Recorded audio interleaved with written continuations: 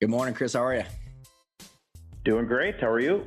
Doing good. And looking forward to this interview more so than most because as I heard the news that you decided to pull the ripcord and shot you an email. Your email back shed a lot of color that I have been preaching for a couple years now. So it was I could feel the juicy passion there. Sounds like we were going to have plenty to dive into here. And so, for the listeners that are not familiar with you, Sportech, your business, and kind of your journey, I think you know what I love to let's go back, like how or why or was there an accident and how you became an entrepreneur. Let's kind of start with like how that happened and what was the business that you were in. Yeah, certainly not an accident. I think my story is similar to many, including yours, where I was raised in an entrepreneurial environment. And I'm very thankful for that. And I'm trying to do the same with my kids. But yeah, my father and I started together, and my dad was an industrial designer and a wild-eyed entrepreneur. And we're passionate snowmobile enthusiasts. And it literally our first product was developed on the side of a rutted trail in northern Minnesota. Came up with an idea for a little headlight cover for snowmobiles that kept snow, ice, and debris out of this recessed headlight area. And we literally fabricated it out of a piece of cardboard that night and thought it might work, and prototyped some parts and took them to a swap meet and sold every single one we had, and thought maybe this is a business idea. So that's that was the impetus of Sportech. And my dad was approaching retirement age so early on, as we started getting distribution channels established and I started talking to OEMs. He's like, oh, wait a minute, I was looking for a little home-based business for a little extra cash, something to do. So I bought my dad out real early. We're still home-based, and then developed it. And we started in the snowmobile industry exclusively, accessories, started selling to aftermarket, but almost immediately captured the attention of the OEMs, and was able to get a relationship established with them. And as the business grew in the early years, we diversified from the snowmobile industry, which was really in a free fall. The size of the industry was falling rapidly. So we start branching off into ATVs and eventually got into motorcycles and side-by-side utility vehicles. And that was the piece, the side-by-sides, that really created opportunity for us. So we pivoted to, within about 10 years of the beginning, to 100% OEM. So we were a tier one supplier to the major OEMs in the power sports industry. Started with cabin closures for side-by-side utility vehicles. So around 2001 to 2005, when that industry really took off, we were building the roofs and the windshields and door systems, complete enclosures, designing and selling directly to the OEMs. And towards the end, we had expanded into agriculture and transportation and material handling, but we were cab enclosure experts. And it's what November we closed, and so it's still pretty fresh. And we were the largest in the country in that space, and we were about 140 million in revenue. How many employees? We had about 400 employees. So like I want to go back to, because and I appreciate the context. It helps as people can now like pay attention to the story, because I think there's some interesting maybe we can cover a couple of things on the growth part, Chris, because I think from just watching the sidelines of knowing some of you and your friends and hearing some of the when you said the challenges of it, like you had some pivots and some diversification. I think before we get to the point of when you sold, some of the growth pains that you guys had, because I think as you and I think was it a few years ago, you'd even said in your office of like how you're trying to diversify away from certain things because you understood value creation.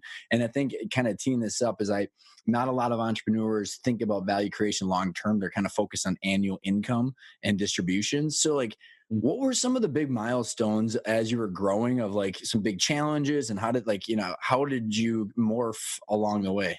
Well, great question, by the way. I think that one of the biggest challenges for a lot of entrepreneurs is you jump into an industry because you're passionate about it and you have some content expertise. And that was the case with us. I mean, I was an absolute power sports fanatic and specifically a snowmobile nut. So our first products in those early years were all directed at snowmobiles, and they were great products. We had, tremendous success, rapid growth. But an interesting thing happened. My passion for the industry didn't go away or decline in any way, but the industry fell apart. So as we started, there were a number of businesses that started up in the aftermarket of the snowmobile industry. And this is around 92, 93, in that era. They were building 500,000 snowmobiles a year worldwide. The industry was strong. All of a sudden, it starts to decline. It went into a free fall through the mid to late 90s. It got to a point, where there were only 125, 150,000 snowmobiles sold. So it completely changed the industry, Wow. and we Yeah. were able to pivot with it. And for me, it became fairly obvious that if we didn't change, if we didn't start working on products and designing products for ATVs and motorcycles and other areas where I had passion, but not equal to what I had for Hmm. snowmobiles. Had we not done that, the business would have died. And as I look back on it, a lot of friends that I had and competitors that started their businesses roughly the same time we did, early 90s, they're gone because they refused. They were either unable or unwilling to pivot away from snowmobiles. And it was really a hard lesson for a lot of us. And I'm glad, very thankful that we did it when we did. So that's one of the big things that really stands out with me, and I see that today with friends of mine that are in businesses, and I'll say, "Hey, it looks like your market is Changing. declining. Yeah. Have you thought about diversification?" Well, no, because I'm a guy that this is my deal. This is what I'm passionate about. And it's like, well, you might want to you I'm might want to really reconsider. passionate, Chris. I'm really passionate about floppy disks. So what's Yeah, yeah, yeah? yeah. Now you're called a you have now a museum. Well, it's interesting because our old Yeah. business in the print. I mean, the print was declining 25% a year. I mean, and it's Hmm. interesting. Like as you're doing this, like there's certain like leading indicators. Like how what was the dialogue with your team inside your head? Like when you're watching the free fall happen, what was the conversations going and how did you handle what you like the direction that you're going to pivot to?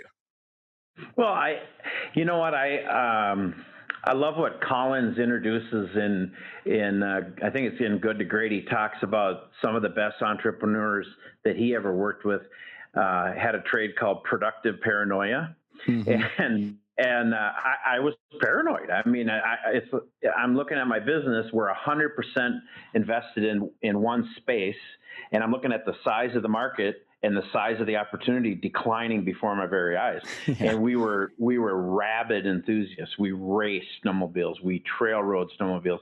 It was my family. It's what we did, right? So I knew the business, and I watched it closely, and I could see the decline. I'm going to these national dealer shows, and I'm watching as it's literally falling apart before my eyes. Dramatic drops.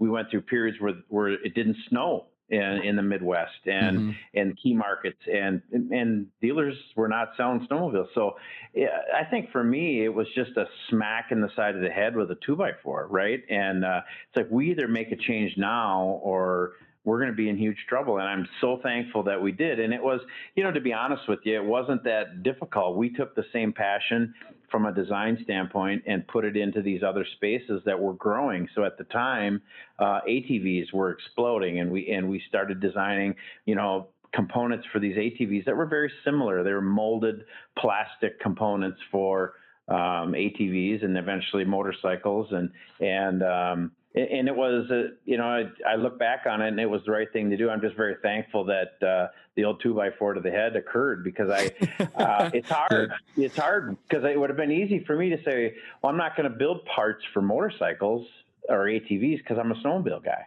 And I think people would have said, yeah, I get that.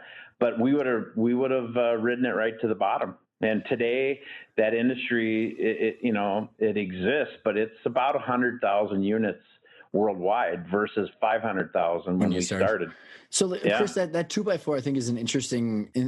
I love the analogy, but like, and as you look at the journey of an entrepreneur, I think there are multiple 2x4s that happen if people come out the other end, and that goes from you're a snowmobile guy, and now you have to be something else, right? So you have to change your passion.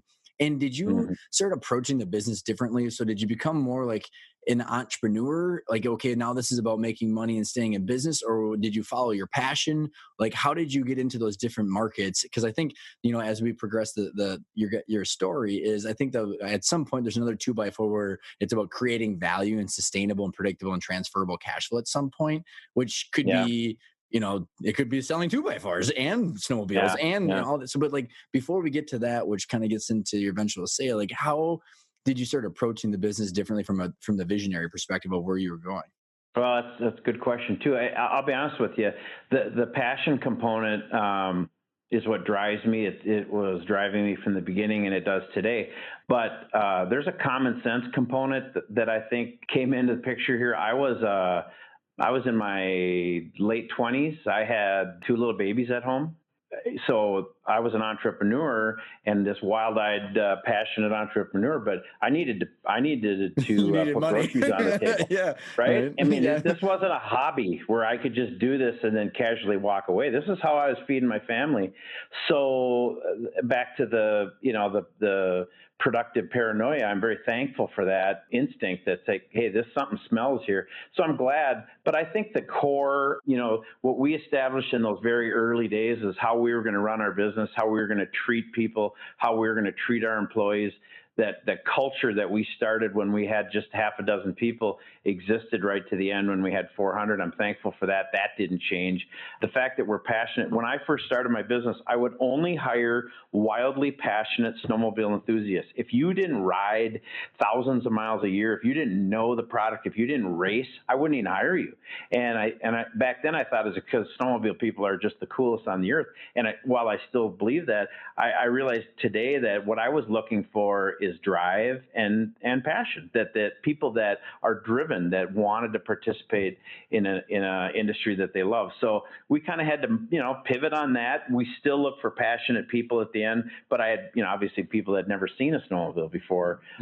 So we learned a bunch, but the other thing too, I think that really sticks out is I learned very early on the importance of differentiation. If you don't have a highly differentiated model, you become a commodity supplier, and in the spaces in which we were participating, it's bad news. So what was your differentiation?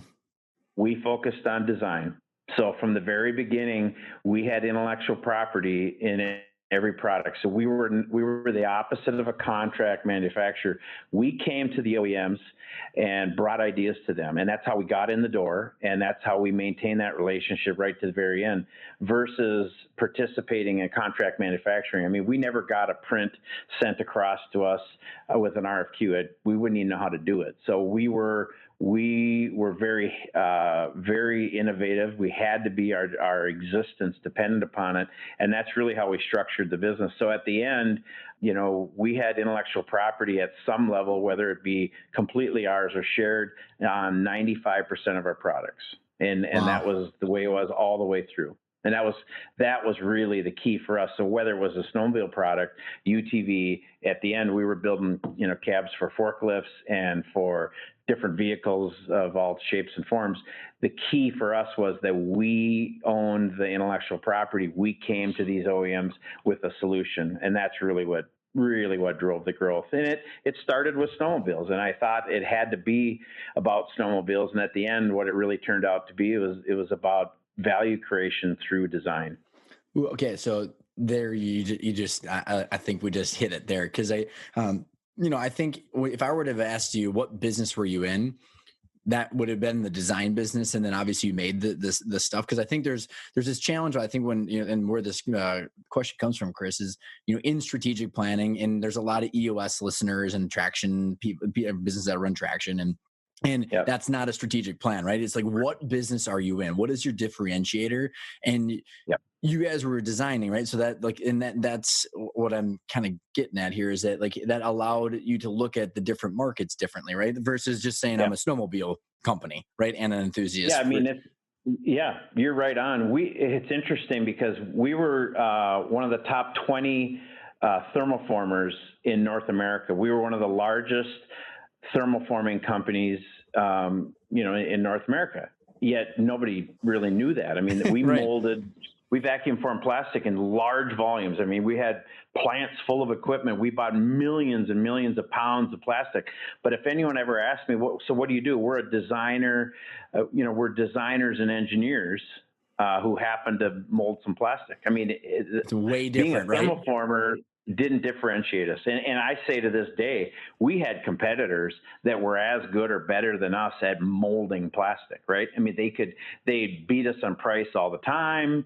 They were very capable, but they didn't have design capabilities. That's what we did, Right. and we, What's interesting, Chris, is like I've given an example, and correct me if I'm way off here, but like when I was, because there's people that have job shops that I work with, or people that have been on the show or whatever, and sure. Like when I explain, like, because they're like, well, how do we differentiate? How do we get like a monopoly or protect our cash flow?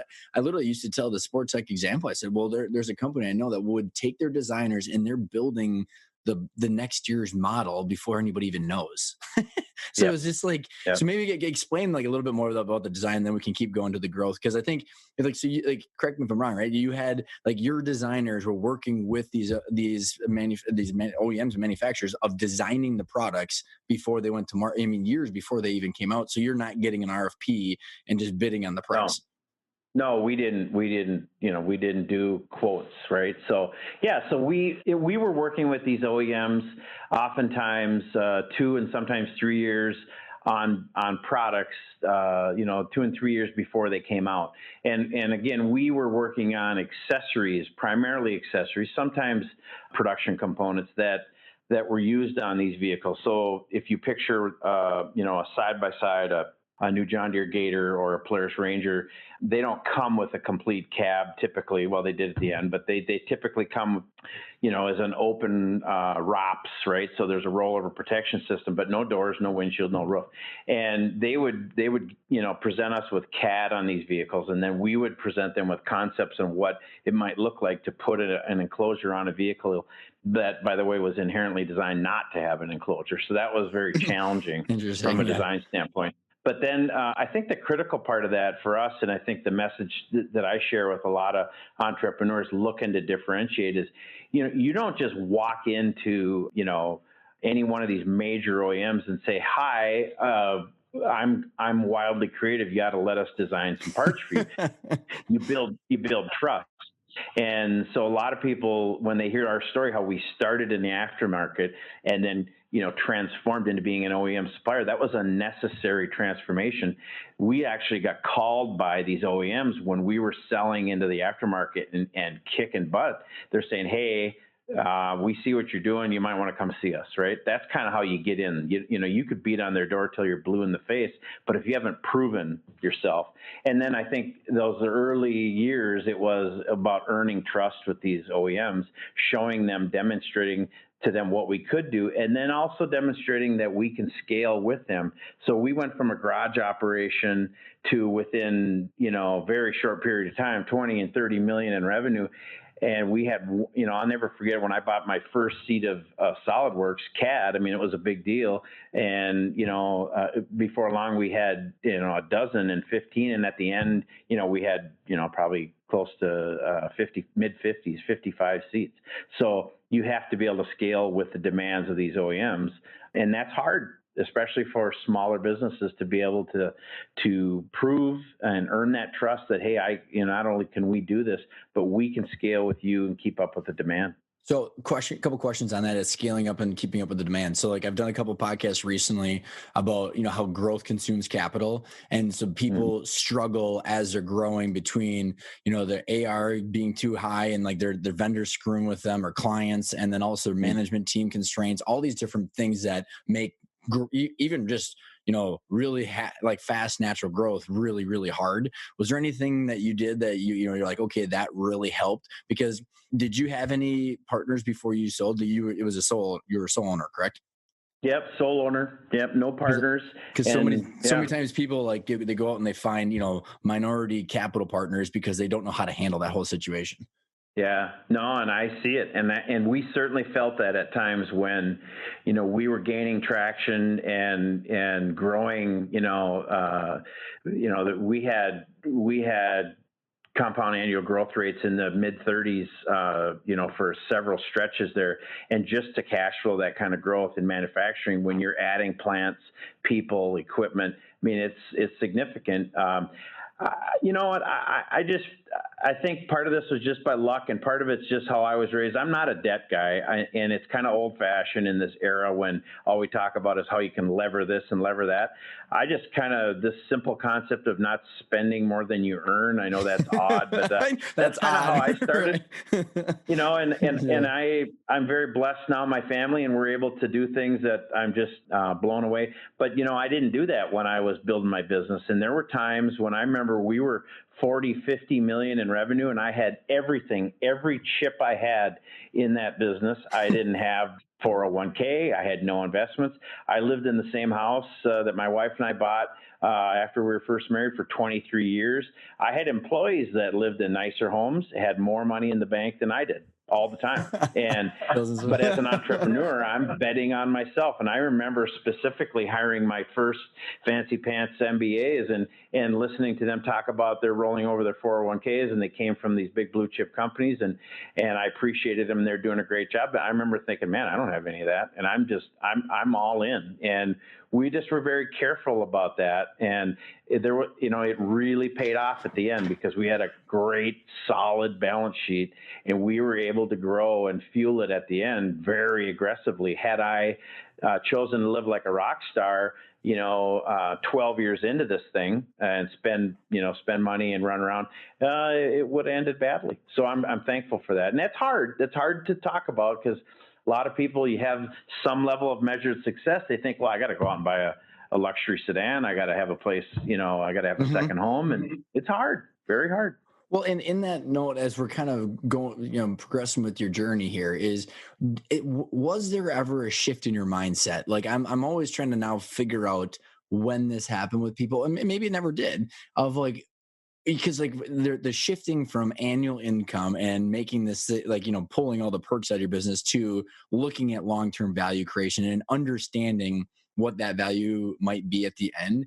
And a couple of examples. I literally know people, Chris, that have offered 10 or 10, 20, 30, 40, 50 million dollars for their company, and they can't sell because they need every distribution from the business. They literally can't reverse engineer and to say, well, hey, like in order to maintain my $800,000 lifestyle, I can't sell my company. And so versus understanding what that asset might be. Did you ever have a shift in your mindset, or where did that come from? And how did you start shifting towards what you could eventually do with Sportech? Yeah. Great question. Have you done this before? Is this your first podcast? Yeah, a few years in. Really good question. No, absolutely. There was a pivot point for me. I mean, complete change of thinking. It happened 10 years in. So 2012, rapid growth. Really, we had an opportunity to really ramp up our door production for a couple OEMs, and it was the first time that we were given complete control of, we own design, all manufacturing and assembly. It was requiring us to bring in an entirely new group of people, significant process changes, and we had to add a bunch of space. So long story short, bought a big plant, staffed it with a bunch of folks. We're doing this complex assembly. It was going to grow. I mean, we were going to grow that year, probably north of 40%. And we got to we got in, we start producing these doors. We're shipping on time. We realized that after about a month, I'm losing about $1 million a month. Oh, and doors are looking great. Customers happy. We had massive cost accounting problems. We had grown the top. We had made commitments to produce these parts, but we hadn't earned the right to grow at the rate that we were growing, because I was lagging from a people standpoint. I was trying to run this business 10 years in, from a garage operation. Now we're 40, $50 million in revenue. I'm trying to run it with some of the same folks that I had from day one. And they were wonderful, gifted people that I loved with all my heart, but we had reached capacity. And I needed people that could come in and help us scale this thing. And it was in all areas. It was operations, it was finance.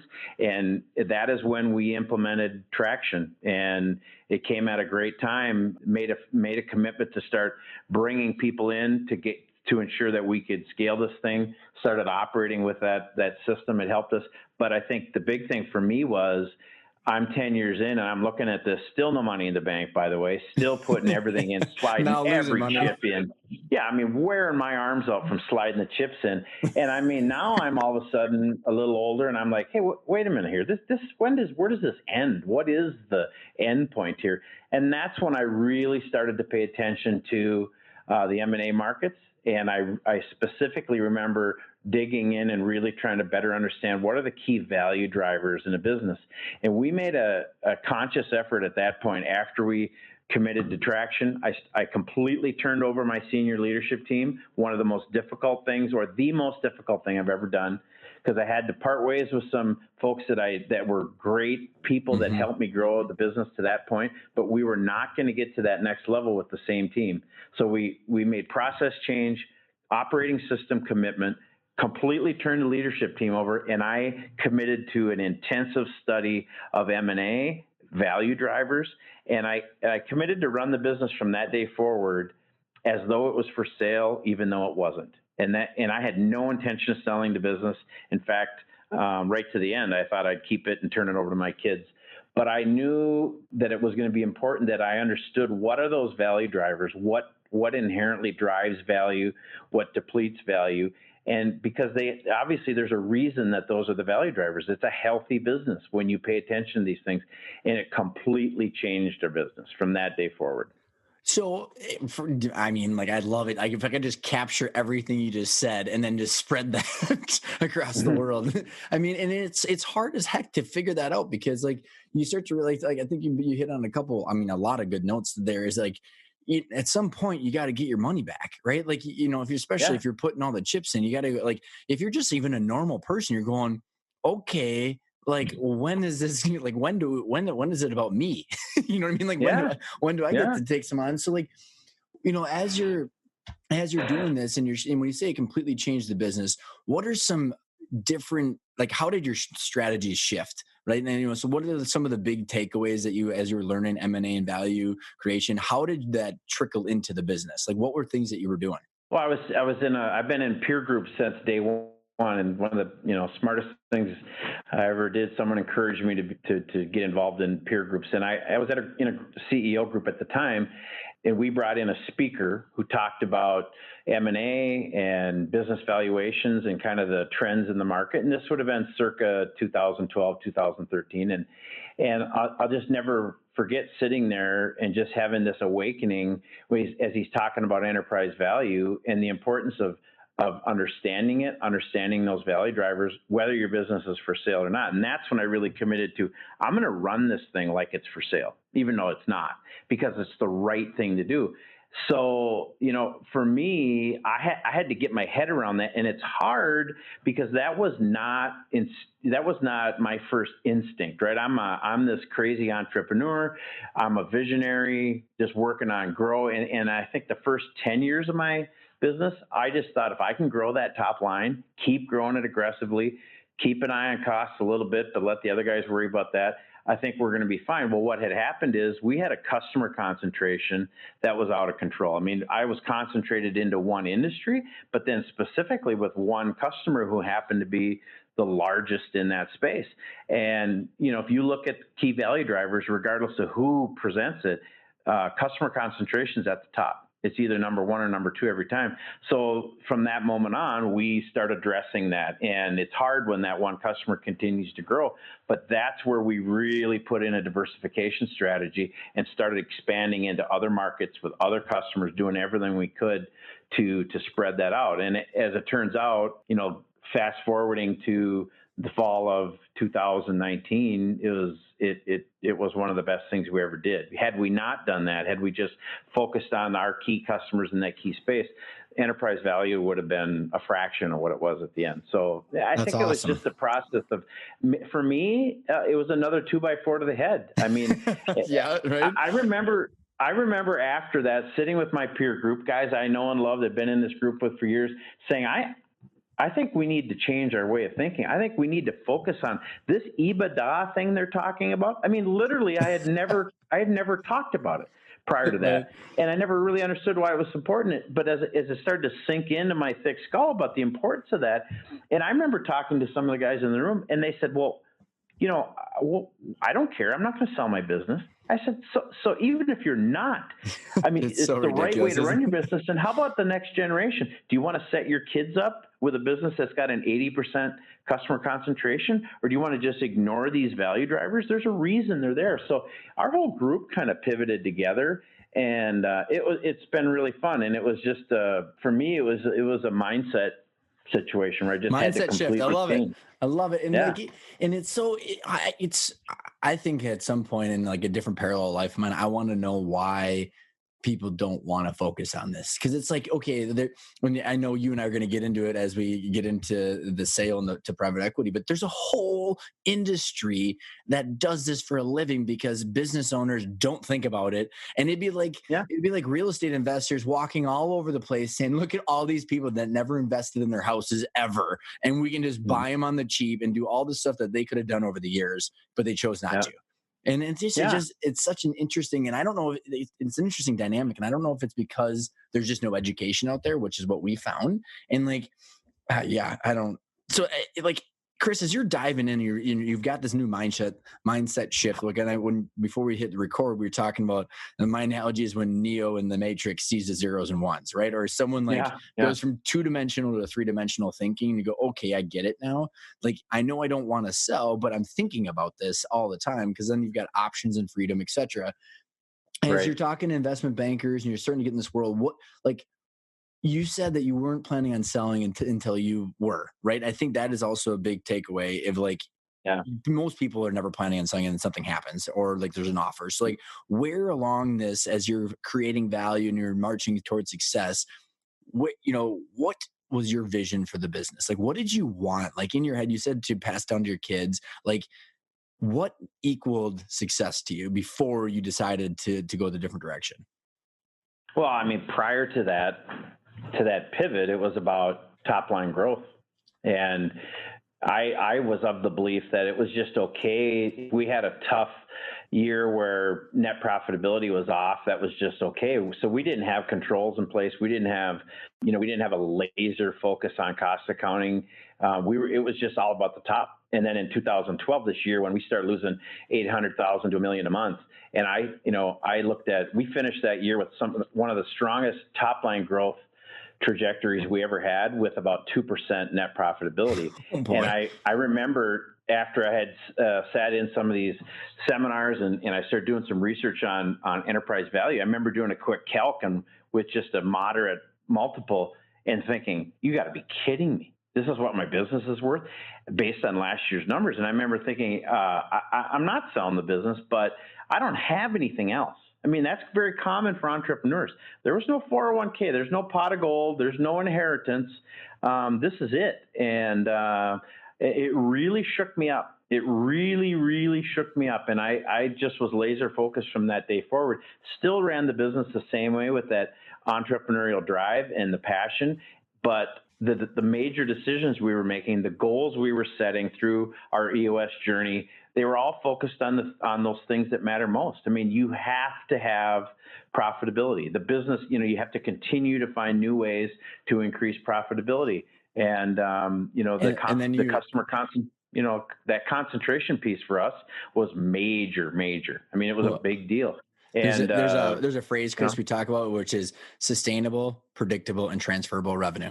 I'm sorry, and cash flow, both. Like your cash flow has to be transferable, and like it's what's interesting too. Then you can do whatever you want with the business, whether it's sell it to your kids, do an ESOP, do a private equity recap, because the cash flow pays for itself. So like when you said that you were looking to pass it on to your kids, what happened when you went from legacy, I'm going to own this forever, to not? Like, where were you when that decision flipped?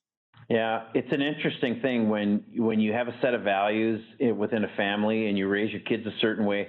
I was raised in an entrepreneurial system in a household where I was taught to, if you don't like something, build it your own, start your own, you can do this. I raised my kids the same way. So then it shouldn't have been a surprise to me when I sat down with them near the end and said, hey, a couple things have happened in the business. We're actually, for the very first time, thinking maybe we should talk about selling it. But I assume they'd both say, oh, I want to run this thing. So I went to my son, had a conversation. He goes, Dad, I'm an entrepreneur. I have ideas. I want to do my own thing. I love the business. It's been great, but he hadn't been working in the business. He was on his own, doing his own thing. And he said, but no. So, I think you should sell it.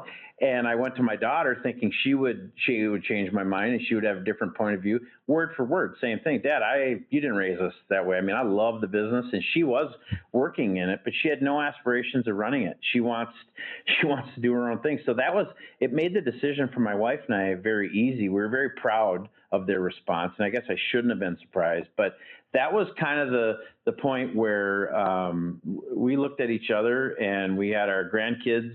We're just turning into grandparents for the first time. We're mid 50s and looking at life from a different angle, and all of a sudden decided maybe we should consider it. And that's kind of that's changed, and it literally changed in a matter of days. So to your point earlier, the business isn't for sale until it is, right? I think as entrepreneurs, we can draw a line in the sand and say, oh, my business isn't for sale. I have friends that do it every day. Nope, it's not going to be for sale.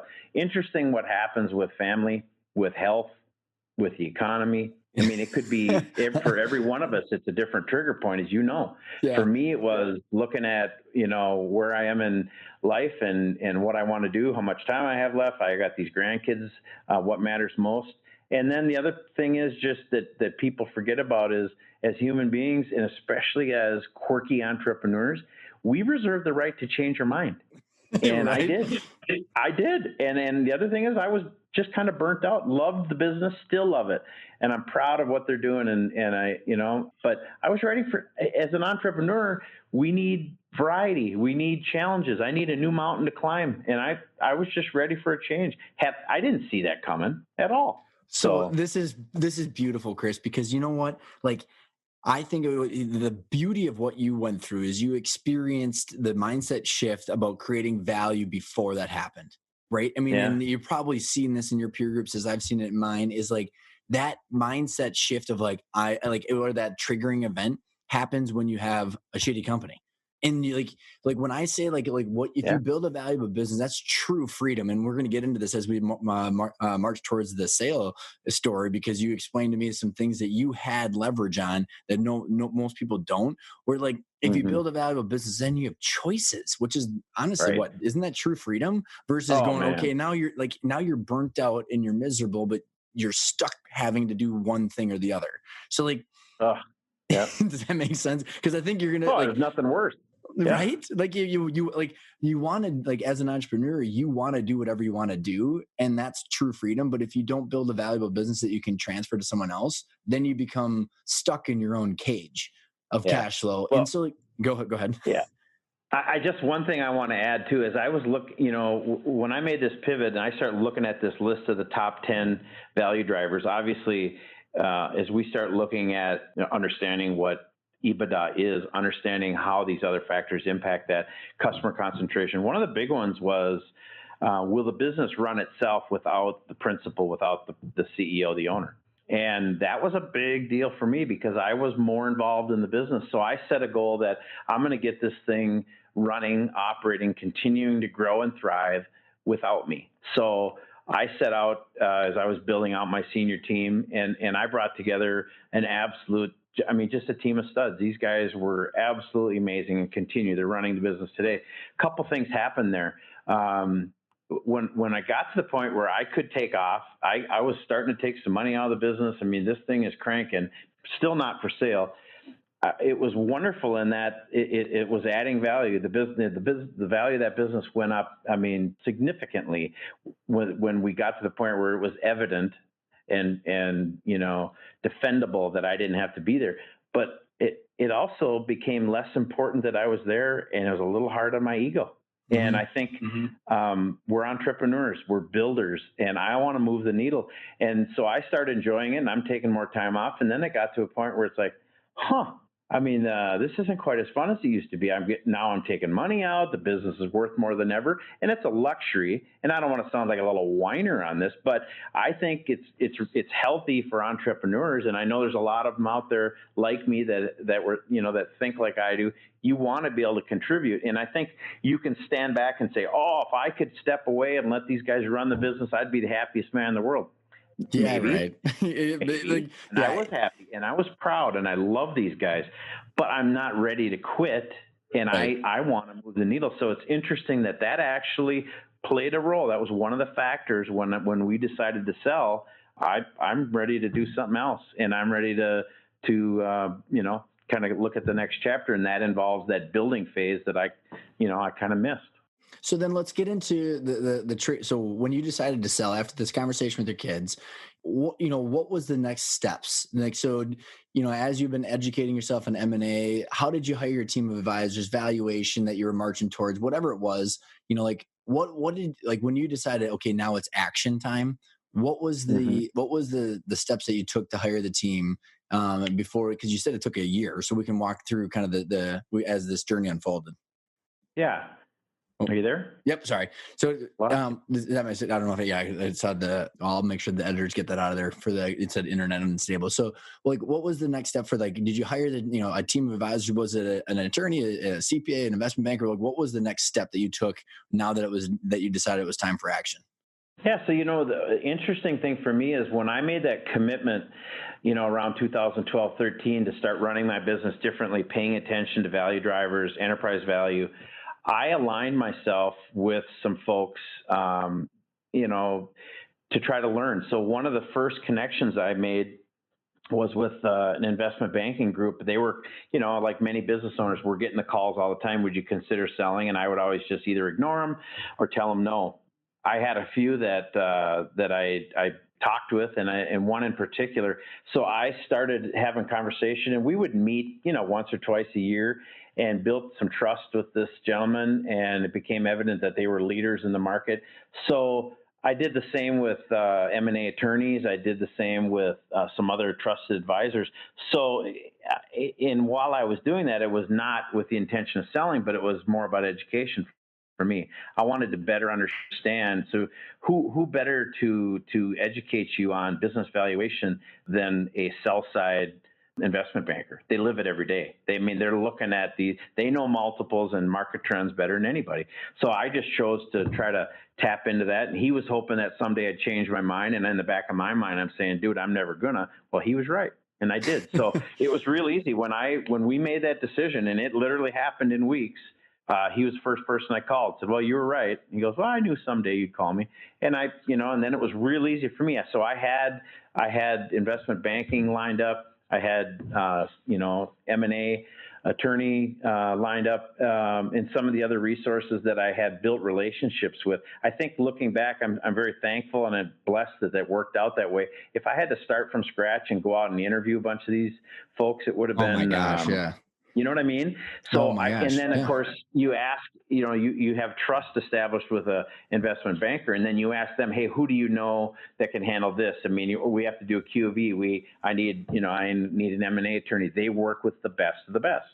So that really, really helped. And I recommend that people, whether they're thinking about selling or not, the better your understanding is of that M&A space and how it works, the better equipped you're going to be down the road when inevitably you change your mind or the next generation does. So then as you're having these conversations with these advisors, at what point, because they call it the deal train, right? As the deal train starts going, what was did you have anything planned with your executive team? And then in your head, did you have any kind of like, okay, I think it's going to be a strategic buyer, maybe some private equity. I don't know how well educated you were on that marketplace and those kind of buyers, but like, what was the sequence of events of getting, between what you knew and then also getting your executive team involved? I don't know if you had some phantom stock programs or whatever it is, because I think that's everybody's fear is now I've decided I'm having like mob type meetings with these investment bankers in dark corners and the back room of restaurants so no one knows, and then like all of a sudden you have to like start dealing with this. So what was that process like getting everybody involved? It was emotional, right? Because it was a big decision. And as an entrepreneur, I just remember having I had pinges of guilt, knowing that I needed to tell my team. So early on, I shared with my senior leadership team that we had made this decision. They received it pretty well, but I just remember thinking, hey, I'm sorry. I felt like I was disappointing them. And of course, I think that's just human nature. But I chose to let them know right away. I know some folks friends of mine that sold their businesses and they tried to, like you say, lurk around in the dark shadows and talking to these guys in suits. It doesn't work, but we were a full disclosure culture, very candid, very open, candid conversation. So I chose to tell them, and I don't regret that. I think that was the right thing to do. And I think then it was kind of a systematic process after that in terms of gaining better understanding. As I look back, I made a couple mistakes in that era. I wish I would have done more research and really had a better understanding of strategic buyers versus financial buyers. I guess I had a vision in my head that we were going to sell to a strategic. I just was convinced that, and I even had companies in my mind, they're going to want to buy us. And, we reached out to them, and as it turns out, they didn't. We sold to a financial buyer. And I guess I just wish I would have better understood that and what the experience, how that experience varies, because it's a vastly different experience selling to a strategic versus PE or, financial buyer. I was not ready for that. It caught me off guard. It was a little unpleasant. Yeah. So I was going to say, well, we can unfold that because I want to unpack that experience. Because maybe we can kind of jump a couple steps of okay, so you got the pitch book, you got your investment bankers, you got your deal team, and I want to come back to the family office because I think that's kind of a parallel story. But as you got your investment banker, and I don't if they ran a controlled auction where they got a few hundred people, some strategic, some private equity, financials. So explain what the difference was, because you could have a bunch of offers, but what I try and say is every offer is different from the valuation, terms and conditions, what they want with you. I mean, you can't even imagine the amount of variables that could be different, and being able to weigh those variables against each other as what's important to you and the money is so difficult. So expand on your experience of the difference of financial versus strategic in that process of learning that. Yeah, so very typical. I think when we sent our book out, it went out to hundreds and hundreds, in very limited form, and then it got narrowed down, right? So I think we had, there were 40 or 50 businesses that expressed interest, and then initial indication of interest from 20, and it narrowed down. And early on, there were some strategic, but certainly more financial, which is a reflection of kind of the era in which we live. Mm-hmm. But I still thought that we would be most appealing to a strategic. And to be honest with you, I had that in my head, and I could kind of envision what that would be like. And that was the point when I needed to ask more questions, and I should have familiarized myself more with the financial side, because it's so vastly different even in the process, right? So we went in this, narrowed it down, got it to 5, had one strategic in the final 5. They were really not a player. It didn't look like it was going to, they just were not as serious. We had, a couple financial buyers that were very, very aggressive. I ended up going with one of them. That's when I got the next 2x4 to the head. It's like, holy cow. I didn't understand how that, I had heard, right? But I had very limited understanding of how the whole PE model works, and it's fine, right? And it works, and but had I been a little more educated on that, I probably would have handled some of the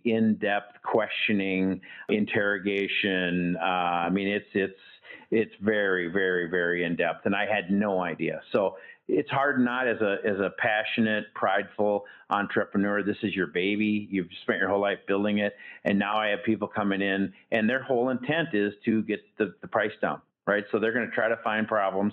They're going to point out this and that, and you take offense to it. And it was really hard for me. And as I look back on it, I think that they were being entirely fair at times.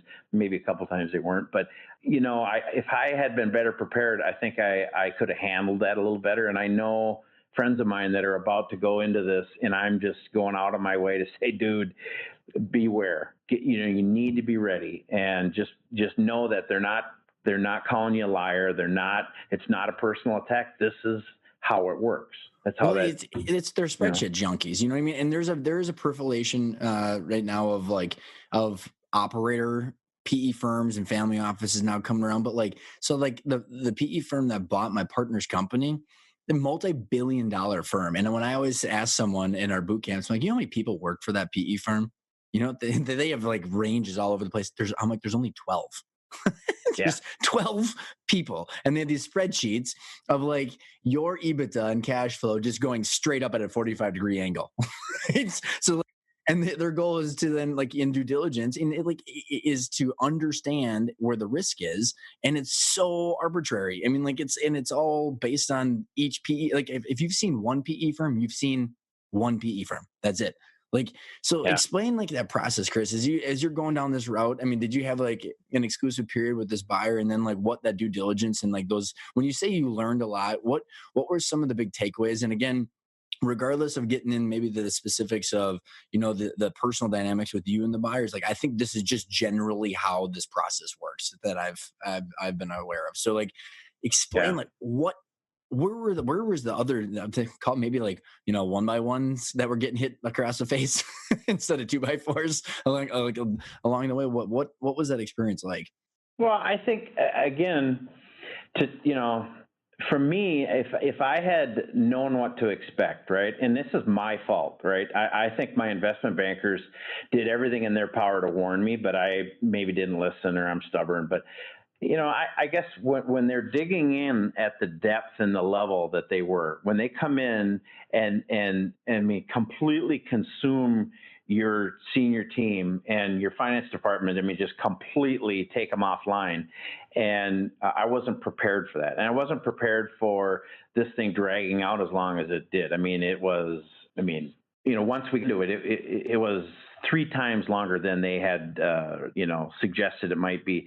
And part of it is that I understand now they're doing everything they can to mitigate risk, right? It's a very, very thin margin, and the whole relationship that they have with their debt partners and equity partners. I didn't understand these PE firms. Most of them, a lot of them, they don't hardly put any money in, right? They have debt and equity. It's a ratio, very, very thin. When we first had the first few meetings and they had conference calls, and there was always 2, 3, 4 bankers on the speakerphone listening all day. And I thought, what in the world's going on? Well, they literally have got these partners with them, and the deal hinges on that. And if one of their lenders steps out and says, I don't like this, it creates massive problems. And I guess I didn't understand that. And I said things and did things, that drove these guys nuts. Again, I'm this goofy entrepreneur. Awesome. Yeah. I know how to run a business, and you come in I interpreted it. Maybe I was thin skinned, maybe not. But as they were attacking us,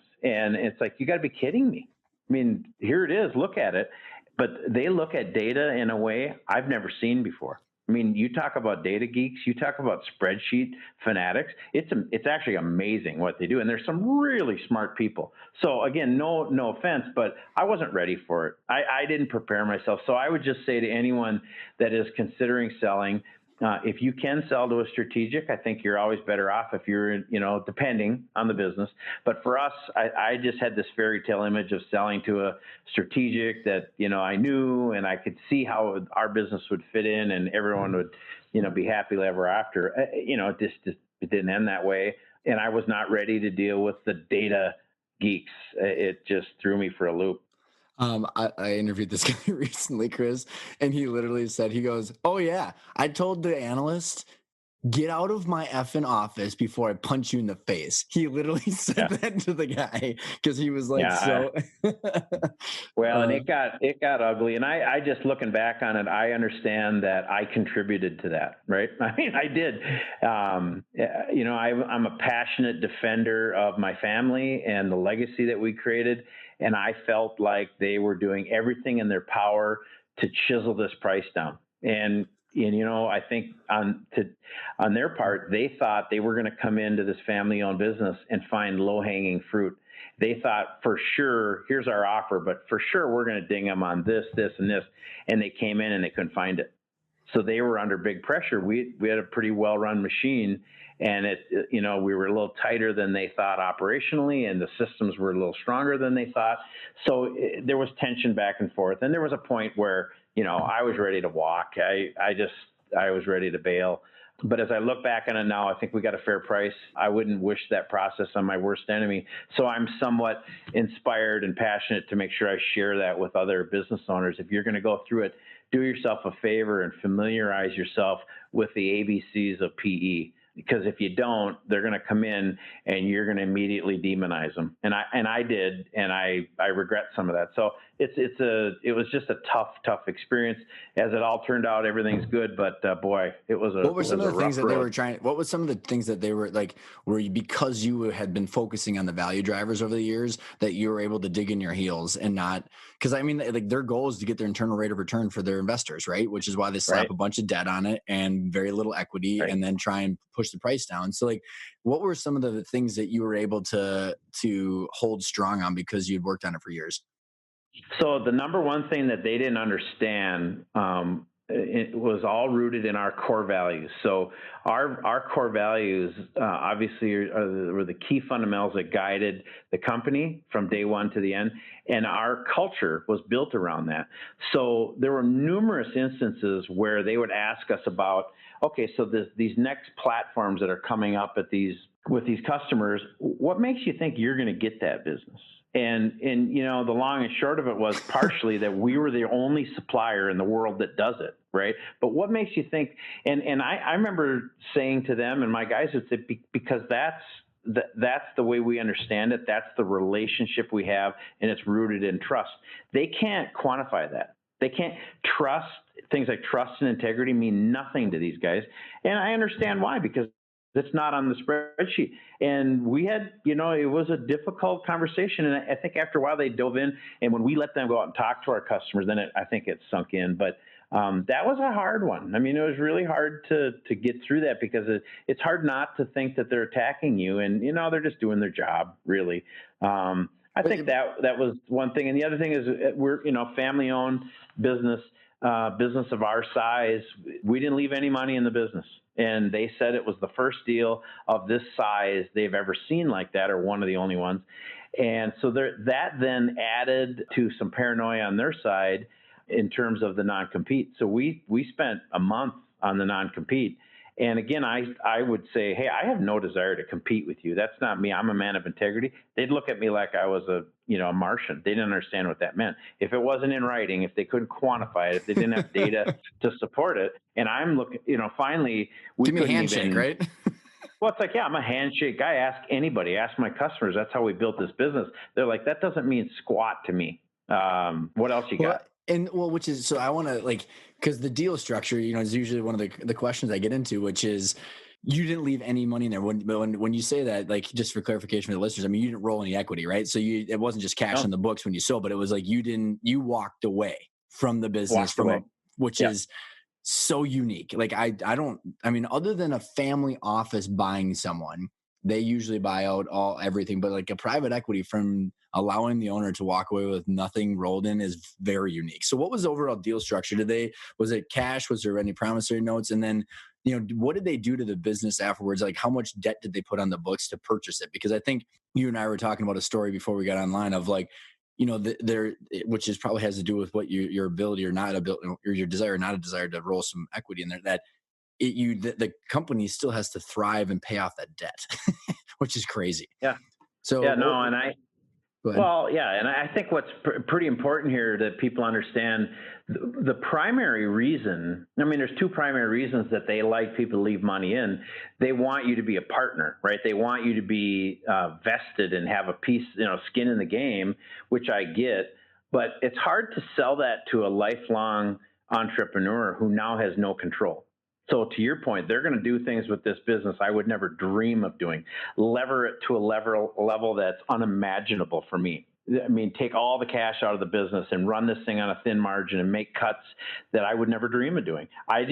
For me, I couldn't do it. I couldn't be a part of that because it didn't align with who I am. So, but that's the reason. They also, these PE firms have very little cash to put in these deals. They're dependent upon relationships with debt partners and equity partners. And, they all operate very similar ratios, and I would say these guys were, very typical, not levered any more than anyone else, but it's tight. But the industry is a lot, right? I mean, and I don't know with your PE firm, so what I find just crazy, and like this is a whole podcast for a different day, or maybe just me talking in my basement by myself, is like the PE industry is so little, has so little regulation, Chris, right. They go get this debt from these big, huge credit tranches from endowments and pension funds and all this stuff. And there's very little oversight. So they can put up to 7 times EBITDA in debt on these, where a normal commercial bank wouldn't put more than 2. So you're just it's insane. And then no one's responsible if the thing goes belly up. It's just, yeah, it's crazy. And I'm an anti-regulation guy. I mean, I'm a capitalist, but when I start digging into this and looking at it and doing a little research, that was one of my first comments. I'm amazed that there isn't more regulation. I mean, it's crazy because you're talking about huge dollars in play here. What's going on right now with PE? So it's very interesting. It's crazy. And like I said, that multi-billion-dollar fund that bought my partner's company has 12 people. So it's not like there's a bunch of people that are it's not I don't know, man. It makes no logical sense to me, honestly. Yeah. But again, as I keep thinking about this and I think about the experience, and it was a rough one for me, I just feel compelled to share with friends and colleagues and other business owners. If you're thinking about selling and you go through this, make sure you fully understand it.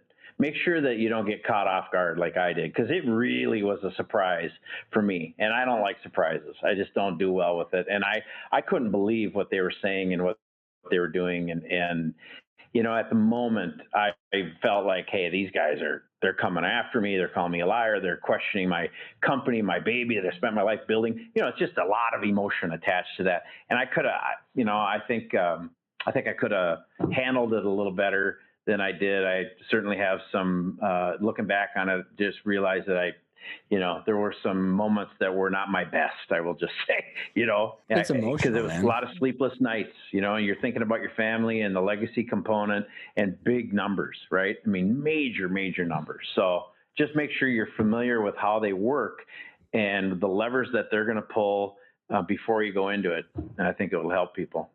So that's where we talk about our 5 principles, understanding your first one, which is your drivers. What's important to you? How do you then, the second principle of understanding your financial targets and how to weigh all these decisions against each other is the knowledge piece. So then I know we're getting short on time here, Chris. Is it you had mentioned that, a lot of entrepreneurs think they're just going to golf, but you did not. You had some reality that you approached this in. And so maybe explain what you did along the year that it took to take this to market and to sell it, what you were doing in parallel that allowed you to kick off after the sale with a bunch of passion. Yeah, no, and I'm thankful for this piece because I feel like I was well prepared. I was fortunate enough to have some friends that sold businesses, and I was able to, talk with some other folks that I met and learn from it, right? And there was a lot of conversation about what's next. And I had a couple friends that put all their energy into selling the business, never gave any thought to what's next.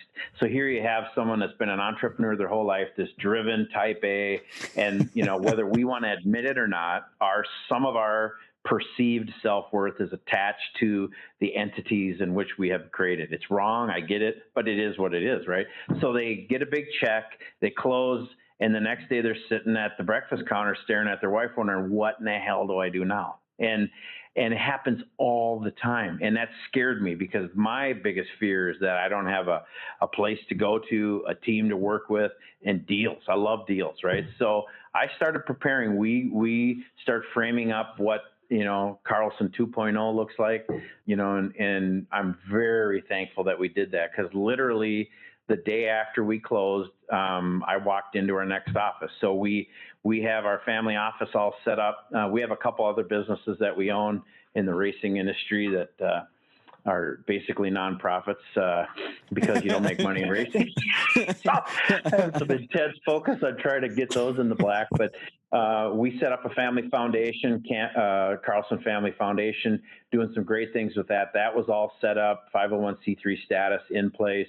I already had my team kind of built out. We were fortunate enough to take a few key people with us that were working on some of these other, we call them non-essential Sportech employees that were working in our other family businesses. And our intention is that, that we are gonna do some business acquisitions. We've got a model in place. We're looking at deal flow right now. And there was never a moment when I stared across the table wondering, well, what do I do now? I love to hunt and fish. I love the racing industry, but I know I can't fish every day. I need to be in business. I am a business junkie. I get energy from it. So I'm thankful that I had enough people. And I had again, back to the 2x4, I had a couple of my friends say, hey, dude, you can't hunt and fish full time. You're going to need to do something. And I'm thankful that they got me thinking that way and that we set this up, because it's really been a smooth transition. We're having a lot of fun, and I'm doing what I love as an entrepreneur. We're going to be, working with small businesses, with family-owned businesses who have reached constraints. They have been unable to grow their business because maybe they reached that 2012 moment that we did, and that they had trouble with that pivot. And I'd love to be able to sit across, share our story, share our values, our operational philosophy, and then partner with them at some level. And I just think it's a refreshing change to what's going on with especially some of the financial buyers out there. So totally agree. And Chris, is there anything like, if you look back at your journey, knowing what you know now, like, there's a couple people that have probably very similar numbers to you that have been on the show that they're like, you know what? One woman is like, I wish I wouldn't have sold. She sold a PE firm and then they destroyed her baby. And I'm not saying that they did it because it's been fairly fresh. So the story has yet to unfold, but like the stories are very common, right? So like, but she said, I wish I would have been the one acquiring. And so like there's different structures like ESOPs, or you could have leveraged your own company. There's different things that you could have done. Like, is there any regret, or like just because obviously it sounds like you're passionate now, but like maybe like there's a better way to put it, because like I would have done a lot of things differently, Chris. However, I wouldn't be where I am today, and I love where I am today. So it's almost like in a different situation, these are tactical strategies that would have done differently, but I don't regret where I'm at. Does that make sense? It totally does. And no, I'm very thankful for this too. I literally don't have any regrets. I mean, and it's relatively fresh, right? So, it's only been a few months, but there's not a day that I say, man, I wish I was still there. I miss some of my people. Obviously, we had a fantastic team. My leadership team, some of the most impressive guys I've ever met in my life.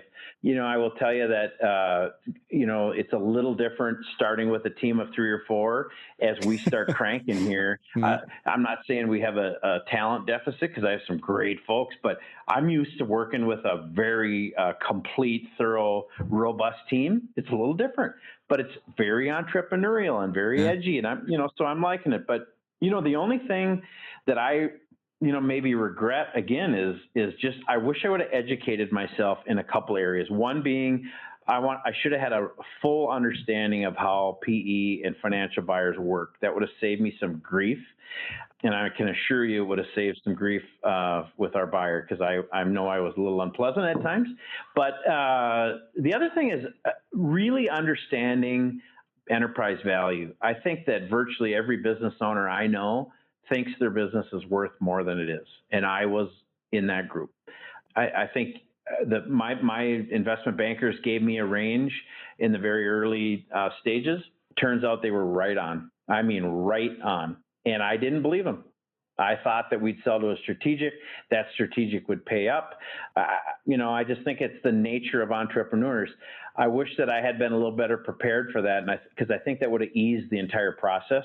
Because Mm-hmm. we ended up right where they said we were gonna, and it helped me at the end as I reflected back on my notes. But as I'm talking to business owners now, including some that we're talking to folks about buying their business, I see this very, very consistently. Everybody thinks their business is worth more, and you know what it is? Literally, you talk to someone, they say, well, my buddy sold his business and he got a 10 multiple.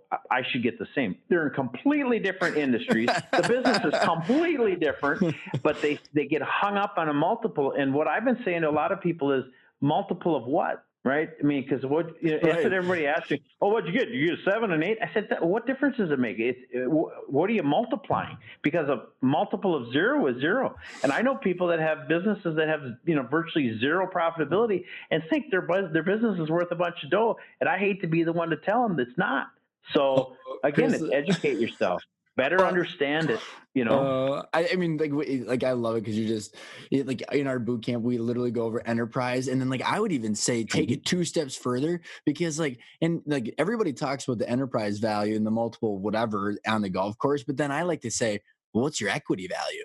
I mean, by the way, your equity value is after your debt. Oh, and you had 4 partners.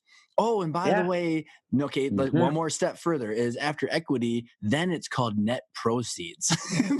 And that's after tax man takes whatever. So like, it's just people are measuring and monitoring the wrong numbers, completely wrong numbers. Well, and make sure you have a very strong understanding of capital gains because Uncle Chris is going to be writing a check here in April, and I still am not over that. I mean, and again, it's back to the same thing. Educate yourself. Understand what your business is really worth, and then understand what does it cost, the transaction costs. If you have partnerships, by the way, you have to pay off your debt, net proceeds. Yep. Absolutely. Because I think we get, and again, I'm picking on myself. I'm one of these quirky entrepreneurs and I embrace it, but you have to look at the whole picture. You have to understand. I think people sit and they say, "Oh, my business is worth $100 million." Okay, what's the real value? Then it's probably worth 80. And then what's the net proceeds? You start working that backwards. I think a lot of people think that they're going to have that 100 million or whatever it is to reinvest and to do whatever they plan to do. Guess what? It doesn't work that way. Just doesn't. So. Oh man, like I love it because like I'm laughing because I'm the quirky entrepreneur, which is why I built our 5 principles in the bootcamp, because it's like this is like what it's like. I should call it the 2x4 course. Yeah.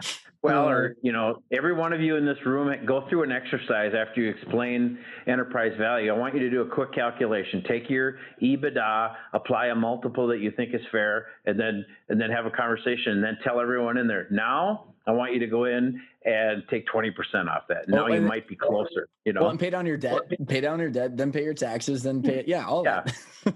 Yeah. All right, Chris, I gotta be conscious of your time. So this has been a blast. If you were to, leave, you just gave a bunch of takeaways, but if you were to leave, the listeners with, hey, which 2x4, maybe you got a couple one-liners that you would like to leave everybody with, what would it be? I just think for me, it was, if you once you commit, once you make that decision, your first job is to educate yourself. Don't go into this assuming you understand. Don't go into it based on hearsay and what you think might happen. Ask a lot of great questions, especially in the early stages when you're aligning your resources. Make sure your question to answer ratio is right. Because again, we seem to think we know it all. We've been successful in business. This is a whole new world. So, and then, the other thing is just, as I think there's a lot of people that say, hey, I know it's going to be 3 to 5 years away. Really have laser focus on those key value drivers. And that's what you're doing with your boot camp and educating people. And I just encourage people to gather as much information and increase their understanding, because it will save some grief on the other end and the inevitable 2x4 to the head for sure. I love it. What's the best way to get in touch with you if people want to reach out? So my email is probably best, and that's C. Carlson at envisioncompany.com. Chris, thanks so much for coming on the show. Thank you. I've enjoyed the time.